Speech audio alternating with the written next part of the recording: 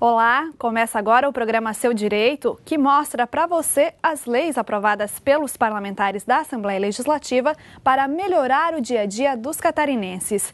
Nessa edição, vamos falar sobre a higienização dos óculos 3D nas salas de cinema em Santa Catarina. Você vai saber a importância dessa medida e também os riscos aos quais a população está exposta caso esses cuidados de higienização não sejam cumpridos. No estúdio, você acompanha uma conversa com o Dr. Osvaldo Oliveira, que é infectologista e vai nos trazer detalhes sobre as doenças infecto-contagiosas, como elas são transmitidas e como preveni-las. Fique com a gente, está no ar o programa Seu Direito.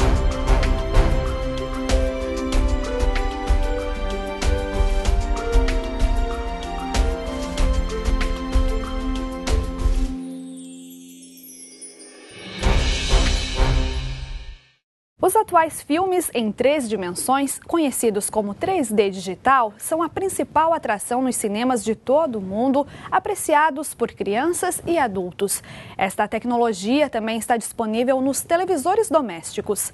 Em Santa Catarina, uma lei estadual determina que os óculos 3D passem por um processo de higienização a cada vez que são usados.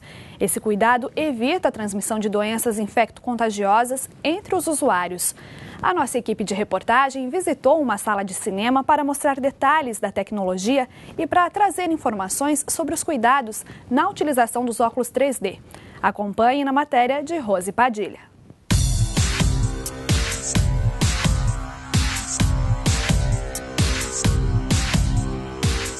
Quem já foi ao cinema para ver um filme em 3D tem a sensação de estar dentro da cena. O surgimento nos últimos anos da tecnologia 3D digital permite que cineastas e animadores de todo o mundo enganem nossos olhos de uma forma extremamente real. Ao colocarmos os óculos especiais, temos a impressão de ver o filme através de uma janela entre o mundo real e o fantástico mundo do cinema. Mas isso só é possível graças à maneira como nós humanos enxergamos as coisas. O nosso cérebro trabalha não só com um olho, ele trabalha com 2 olhos. Então as imagens entram com uma pequena diferença de foco, de ponto de focalização. E com isso vai dar aquela imagem tridimensional. Então nós temos uma visão chamada estereoscópica, então os 2 olhos funcionando bem, quando as imagens caem lá no cérebro com uma leve diferença de ângulo, dá a visão estereoscópica, que é a nossa visão normal. Mas para criar um filme em 3D digital, o processo é complexo e depende de ilusões que criam cenas panorâmicas e com profundidade, ou aquelas tradicionais imagens em que os objetos parecem saltar da tela do cinema. A tecnologia 3D digital também utiliza imagens para enganar nossa visão. Porém, em vez de usar cores para filtrar as imagens em cada olho, a maioria dos sistemas utiliza a polarização. Lentes polarizadas filtram apenas ondas de luz que são alinhadas na mesma direção. Nos filmes que utilizam essa tecnologia, em vez de um amontoado de imagens vermelhas e azuis, as imagens ficam um pouco embaçadas quando vistas sem os óculos. Marcelo Otti, que dirige a Fundação CERT em Florianópolis, formada por 8 centros de referência em tecnologias inovadoras, entre eles o de convergência digital, lembra que no começo do cinema 3D, as imagens exibidas deixavam muito a desejar. O único jeito de fazer cinema 3D naquela época era através de um óculos. Ele tinha 2 cores, uma cor vermelha e uma cor azul, e as películas elas eram gravadas de forma que a imagem ficasse ligeiramente defasada em relação à outra, e aí os tons azuis iam um pouco mais para o lado, os tons vermelhos para o outro. Isso no cérebro criava uma imagem 3D, mas era uma imagem com uma qualidade sofrível comparado com o que hoje existe. As pessoas tinham, inclusive, dores de cabeça, náuseas, ao ver um filme assim? Sim, porque o cérebro tentava forçar a composição da imagem e isso, ao longo do tempo, gerava essa dor de cabeça terrível em muitos casos. Na verdade, a terceira dimensão ela não existe, é apenas uma ilusão da mente do ser humano. O ser humano ele nasceu, né, com essa possibilidade, né, essa capacidade de ter essa visão 3D, até para poder entrar no contexto do mundo. E essa defasagem dos olhos é justamente para você ter uma noção de perspectiva. Mas ao longo do tempo, com o teu aprendizado, você vai começando a criar no seu cérebro uma noção de profundidade. Mesmo com uma vista só, com um olho só, você consegue ter essa perspectiva. Mas quando você, por exemplo, vê uma lua distante, né, e é comparada com uma montanha, por exemplo, você tem a percepção de que ela está maior ou está menor, e na verdade ela está do mesmo tamanho. Existem características físicas nossas, né? A gente tem uma capacidade de processamento de imagem. O cinema se aproveitou disso no passado, os 24 quadros por segundo eram suficientes para ter uma solução bastante clara da imagem.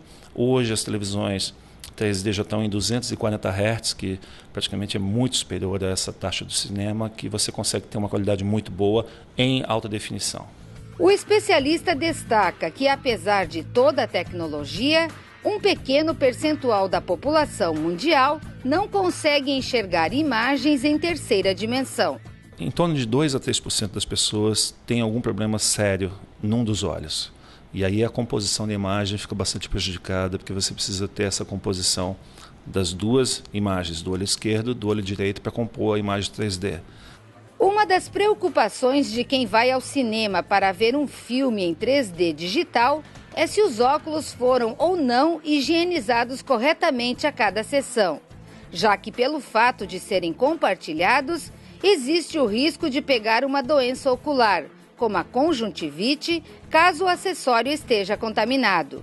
O médico oftalmologista Ademar Valsec, que atua na capital há 38 anos, diz que é fundamental a preocupação com a saúde dos olhos e alerta para os riscos de contágio nos cinemas. Se uma pessoa usou antes e estava com algum processo inflamatório infeccioso nos olhos, nas proximidades, devolve. Depois esses óculos, sem higienização, for usado por outra pessoa, o risco de um contágio qualquer é muito grande.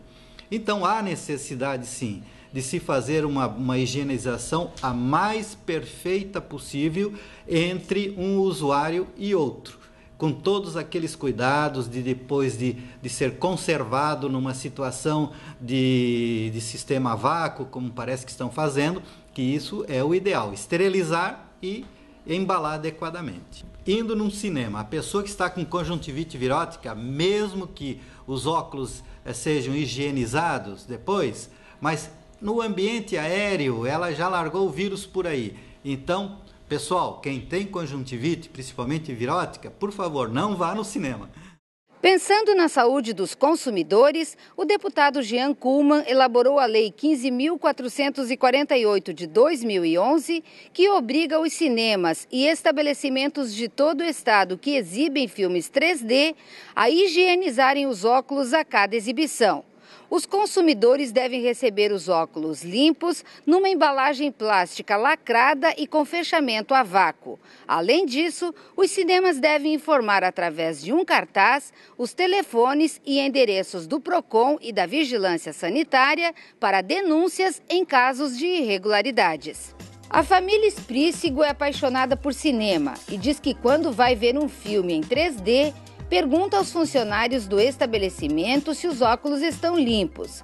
A maior preocupação de cada um é com a saúde. A gente sempre que pode, a gente está vindo no cinema, que é um relaxamento, uma distração. E a gente gosta muito de vir em cinemas 3D. O inconveniente é o óculos, mas a gente sabe que agora a gente fica mais tranquila, porque com essa higienização, existem doenças transmitíveis, como a conjuntivite, por exemplo, né? E a gente se sente mais segura, muito melhor assim. Há um tempo atrás, não tinha isso. A gente chegava e eles iam dando óculos para a gente, inclusive a gente tinha que limpar, porque realmente estava muito sujo. Então, e o que estão fazendo agora realmente é muito importante para que evitar esse tipo de doença, não só conjuntivite, porque existe outro tipo de doença também, né? Então, isso é importante. Fazer essa higienização nos óculos. Este cinema em Palhoça, na Grande Florianópolis, trabalha com zelo quando o assunto é higienização dos 600 óculos 3D disponibilizados ao público. A limpeza, que dura cerca de 15 minutos, acontece a cada exibição e é feita com produtos específicos e em máquinas modernas. Um processo que tem a certificação do Inmetro. Essa higienização é feita pelos próprios porteiros, né, que recolhem os óculos e são responsáveis pela limpeza e manutenção deles. E até eu, às vezes, faço isso quando tem muito movimento, então a gente está sempre ajudando um ao outro. O que o senhor acha dessa lei? Achei excelente, porque isso vem de encontro ao que nós chamamos de saúde pública. Porque, como comentamos até agora, a facilidade de contágio é bastante grande. Agora, imagina um contato de uma armação de uma pessoa para outra, que encosta às vezes até nos cílios, como vai facilitar os vírus e bactérias. Quer dizer, é um meio de contágio muito bom, excelente na verdade. Então esse processo de cortar esse contágio é muito bom, porque esterilizando a armação e aquela lentezinha e depois embalando adequadamente, a pessoa não vai ter o risco de se contaminar por qualquer pessoa que tenha usado anteriormente. O deputado autor da lei que obriga a higienização dos óculos 3D diz que ela vem ao encontro da saúde da população, principalmente dos olhos. Você tem uma estatística, você tem uma visão dos nossos oftalmologistas dizendo que existe a possibilidade muito grande da conjuntivite ser transmitida pelo óculos, no caso do cinema em 3D. Então, nada melhor do que obrigar com que o próprio proprietário do cinema, com que a pessoa que ganha o dinheiro na hora de exibir o filme, ela faça essa higienização. Em vez de ela ter apenas o lucro e transmitir a doença, que ela tenha também o lucro na exibição do cinema, mas que dê segurança para o usuário, para evitar com que ele possa contrair uma doença de uma pessoa que tenha usado aquele óculos anteriormente. O parlamentar alerta que os cinemas que não cumprirem a lei serão multados em R$2.000, valor que será dobrado a cada reincidência. Quando você mexe no bolso do comerciante por ele ser multado por não ter aplicado a legislação, é uma forma de você puni-lo e uma forma de tentar conscientizar. Mas o principal objetivo não é esse. O principal objetivo é garantir a saúde das pessoas. Nós queremos que os proprietários dos cinemas coloquem cartazes com os telefones da vigilância sanitária para que a vigilância possa fiscalizar, possa receber uma denúncia de um usuário que de repente vai lá, pega um óculos que não está higienizado. O que nós queremos realmente é garantir a saúde das pessoas que frequentam esse tipo de ambiente, esse tipo de cinema, e garantir com que eles possam realmente frequentar com tranquilidade, sem ter medo de receber nenhuma doença, sem ter medo de ter algum problema maior.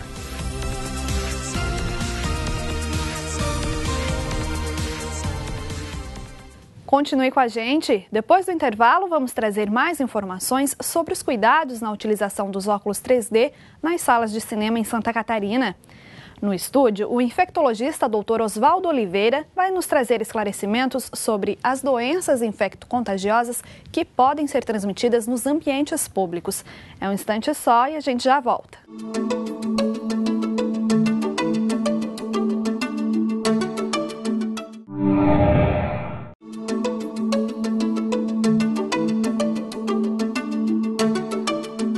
Voltamos com o programa Seu Direito. Nessa edição, você está conhecendo detalhes da lei que exige a higienização dos óculos 3D a cada vez que são usados nos cinemas em Santa Catarina. E não é somente na sala do cinema. Em todo o ambiente público, a população deve tomar alguns cuidados para evitar a propagação de doenças.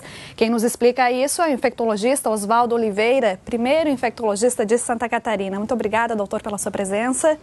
Eu que agradeço a oportunidade e cumprimento os seus telespectadores. Eu gostaria que o senhor começasse explicando para quem está em casa o que são as doenças infecto-contagiosas. Qual é a definição?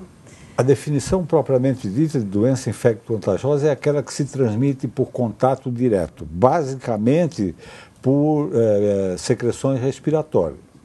A gente tem vários tipos de transmissão por contato direto, como mão, boca, também pode ser considerado, mas basicamente se inclui essa que o contato respeitado 1,5 metro de distância é capaz de transmitir uma doença. Então esse é o contágio propriamente dito. E quais são as principais doenças transmitidas? Dessas, as principais respiratórias. Para nós, no momento atual, aqui no estado de Santa Catarina, na estação que se inicia, é a influenza ou gripe, a doença meningocócica, que é um problema de saúde pública ainda no nosso tempo, a tuberculose. E eu creio que são, na verdade, o resfriado comum, são as principais desse momento. E quais são os cuidados que as pessoas têm que ter, né? Porque a gente circula direto em ambientes públicos, no ônibus, no supermercado, contato com embalagem, com dinheiro, né? Manuseando diversos objetos. De que forma evitar, de repente, de não só adquirir, mas de transmitir também essas doenças? Eu acho que o cuidado é mais importante para a população de saber como não transmitir para os outros do que se prevenir. Na verdade, eu fiz um curso em 1979 no Japão e achei uma coisa assim interessante, que você encontrava as pessoas andando na rua sempre com máscara, um contingente assim, estava com sintoma ou sinal de doença respiratória, todos automaticamente colocavam máscara. Porque se tossissem no ambiente público, estariam comprometendo e, enfim, uma educação completamente diferente da nossa. Então, se você tiver uma doença, principalmente uma doença respiratória, primeiro, evite ir ao ambiente público, espere a resolução do problema. Segundo, se precisar ir, vá protegido com máscaras que não tem um custo bastante baixo. E em terceiro lugar, se for sem proteção, pelo menos evite tossir ou falar muito em ambiente em que mais pessoas estejam compartilhando, particularmente quando esse contato é próximo. Uhum.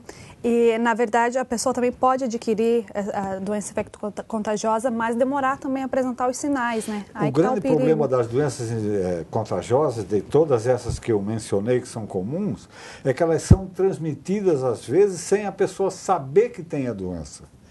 Então, esse, por um período curto, por exemplo, o período de incubação da gripe, é de mais ou menos de 3 a 4 dias. No quarto, um dia antes de apresentar sintomas, a pessoa já está transmitindo o vírus, sem saber. Uhum. E todas elas têm essas particularidades. A tuberculose a pessoa transmite sem saber, o resfriado, o item, a doença meningocócica, inclusive, existem portadores, pessoas que portam a bactéria no seu orofaringe sem saber. Qual que o senhor considera mais grave, assim, mas tem assim, a mais grave, mais difícil de ser tratada? Do ponto de vista de impacto mesmo é a tuberculose, por causa da frequência com que ela ocorre, da mortalidade com que ela ocorre no nosso meio. Mas a doença mais grave, que chama mais atenção, é a famosa meningite meningocócica. Isso, quando ocorre, ela ocasiona, enfim, um rebu dentro do ambiente onde ela ocorre. E para esses casos, existe o tratamento? A pessoa tem como viver normalmente? Sim, para todas essas doenças, com um resfriado, porque ele passa sozinho, o tratamento é sintomático. Para a gripe, hoje a gente já tem tratamento com relativa eficácia. Para a tuberculose, um tratamento bem feito, extremamente eficaz. E o tratamento para a doença para meningite meningocócica, quando é diagnosticado precocemente, também é excelente, extremamente eficaz. Com relação à influenza? Em relação à influenza A, foi vacinada com uma vacina específica e eficaz para esse tipo de vírus.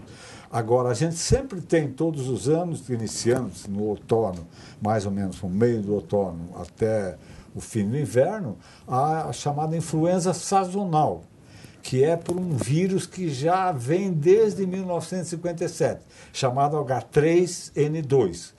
A última que nós tivemos é a H1N1. Uhum. Esse é o H3N2, esse é o que circula. Porém, é um vírus que ele sofre pequenas mutações, pequenas variações, e a vacina que a gente tomou, eu já sou tomador de vacina há um bom tempo, a vacina que eu tomei o ano passado já não é eficaz para o vírus desse ano, que ele já é um pouquinho diferente do que circulou o ano passado. Então, as populações mais vulneráveis, elas são vacinadas exatamente no mês de abril. Então, eu já faço aqui o primeiro apelo, acredito que nós vamos ter novamente a campanha para os idosos. É uma vacina extremamente eficaz, eu há 8 anos que não tenho um episódio de gripe forte. E como é que qual é a sua avaliação com relação à saúde hoje, a gente tem condições de repente, se surgisse uma epidemia, de lidar com isso? Como é que é a condição da saúde hoje no estado? Olha, a maioria das vezes a gente, como você colocou, se surgir uma nova doença, como foi o H1N1. Você veja que a resposta ao H1N1, uma vacina eficaz, surgiu muito pouco tempo depois do surgimento do vírus. Tá certo? Não acredito que até pode ser que haja. Condições técnicas existem, mas não para uma resposta tão pronta como foi a feita por laboratório europeu e norte-americano e canadense.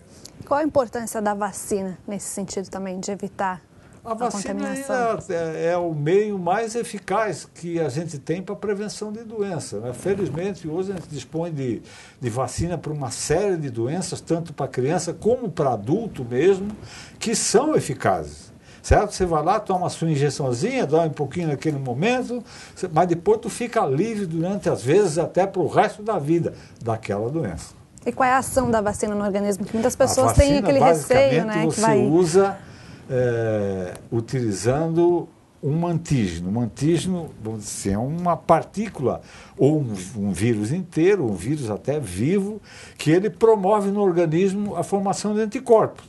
Que depois, quando eu vou entrar em contato com a doença mesmo, esses anticorpos que eu já fiz pela vacina vão me proteger contra essa doença. Então, hoje, veja, eu quando comecei a minha vida profissional, e tenho orgulho de dizer que fiz a epidemiologia nesse estado, eu fui um elemento fundamental disso aqui, nós iniciamos em 1971 consolidando a erradicação da varíola, que foi feita com base na vacina antivariólica. Já enfrentamos 3 grandes epidemias de doença meningocócica no estado de Santa Catarina, a última em 1996, controladas por campanha de vacinação.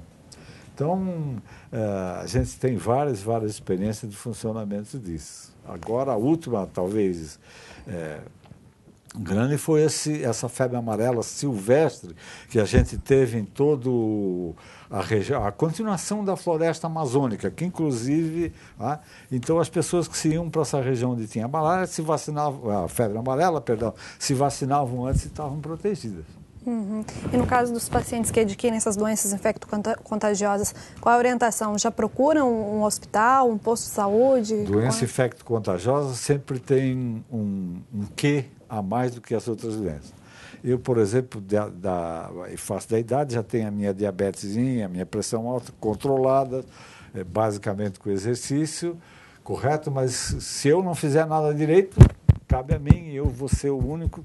Agora, na doença contagiosa, se eu não me tratar direito, eu exponho você, ele e outra população em geral. Então, é por isso que, desde os primórdios, do tempo que todas as doenças contagiosas, o tratamento é fornecido gratuitamente pelo governo, porque tem como objetivo não só restabelecer a saúde da pessoa tratada, como impedir, isso diminui a transmissão para os outros. Importante também a conscientização do próprio paciente, né? De evitar isso. Sem dúvida. Agora, conscientização nessa história toda, você não tenha dúvida nenhuma. Fugindo um pouco dos ambientes fechados, tá certo? Eu nunca me lembro de ter encontrado um mosquito no cinema, mas tem uma outra doença que, por enquanto, nós estamos passando incólume, que é o dengue, né? Que é uma doença que depende basicamente só do controle, da inexistência de criador de mosquito.